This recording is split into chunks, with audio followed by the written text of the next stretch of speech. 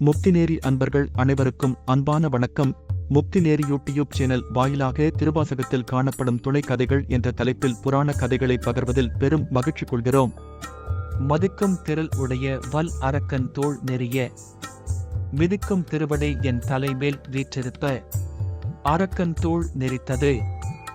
வானினும் நீரினும் செல்ல வல்லவர்களும் பல மாயங்களும் கற்று கைதேர்ந்தவர்களுமாகிய அரக்கர்களுக்கு தலைவனாக இலங்கையை தலைமையிடமாக வைத்து மூவுலகங்களையும் ஆட்சி செய்து வந்த இராவணன் என்னும் அரக்கன் சிவபெருமானை நோக்கி கடந்தவம் புரிந்து பல வரங்களையும் பெற்று தேவர்களும் மூவர்களும் அடிபணியவும் இரு சுடரும் ஐம்பெரும்பூதமும் ஏவல் கேட்கவும் தனக்கு மிக்காரும் ஒத்தாரும் எவ்வுலகத்திலும் இல்லை என இருமாப்பு கொண்டு திரிந்து வந்தான். ஒரு நாள் அவன் வான் வழியாக விமானத்தில் செல்லும் போது சிவபெருமானின் கைலைமலை எதிர்பட்டது.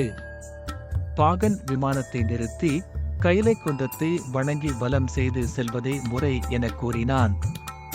ஆணவம் தலைக்கேறிய அரக்கன் தான் பெற்ற பேறு அனைத்தும் சிவபெருமான் அளித்தவையே என்பதை அறவே மறந்து ஒரு சிறிதும் பணிவு இன்றி விமானத்தை கைலை குன்றுக்கு மேலே செலுத்துமாறு கட்டளையிட்டான்.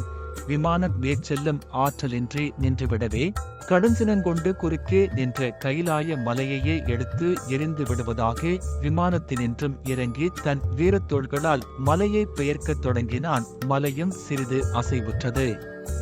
கைலையில் இறைவனோடு வீற்றிருந்த உமையம்மையும் அதிர்ச்சியடைந்தனர்.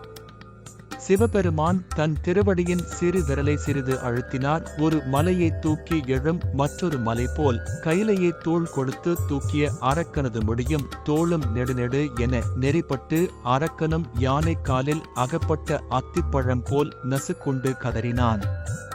பல காலம் மலையடியில் கிடந்த வண்ணமாகவே சிவபெருமானை பணிந்து பல இனிய சாம கான பாடல்களை பாடி விடுதலையடைந்து சிவபெருமான் திருவருளையும் மேலும் பல வரங்களையும் பெற்று இலங்கைக்கு திரும்பினான்.